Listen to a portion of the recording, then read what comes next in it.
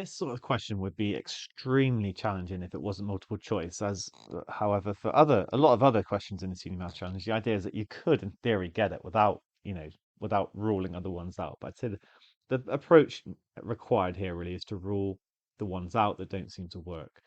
Um, Good shout to start with is just to try obvious coordinates. X equals 0 will give y equals, well, root y is 1, so y would be 1. And similarly, if y is equal to 0, then x will equal 1. And all of these seem to do that apart from d, so we can rule out d. I feel like we can also rule out e, because e is going to be y equals 1 minus x. Like, it can't possibly also be this.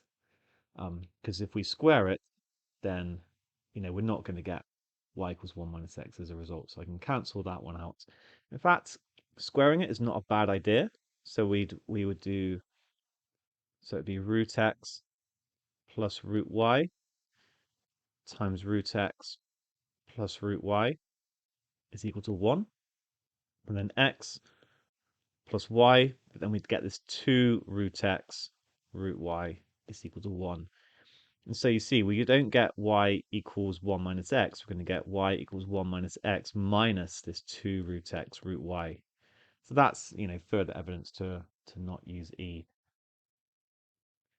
I feel like C can be eliminated because there's not any symmetry going on between, like, there shouldn't be any difference between the x and the y coordinates, and you can see there is.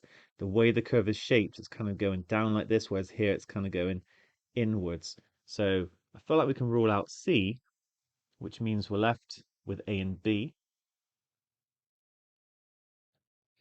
Now, A looks suspiciously like a circle. In fact, the equation would be x squared plus y squared equals 1. So we got like the opposite thing going on here. We're square rooting the x. I feel like we can rule out A, which leaves B as the answer. And that is, in fact, the answer.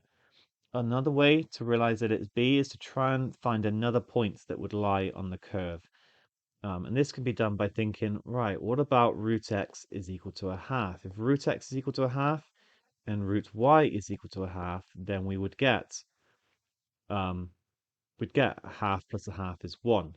And that can be done by squaring a half, and we get x equals a quarter and y equals a quarter. So that will also lie on the line, which is another reason why we can rule out this one, because you can see it's going to be like over here.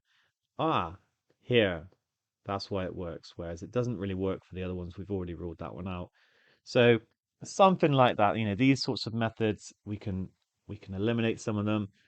You don't have to use all of these reasons, but I think, some of them, some of them definitely help, and you need to use some of them.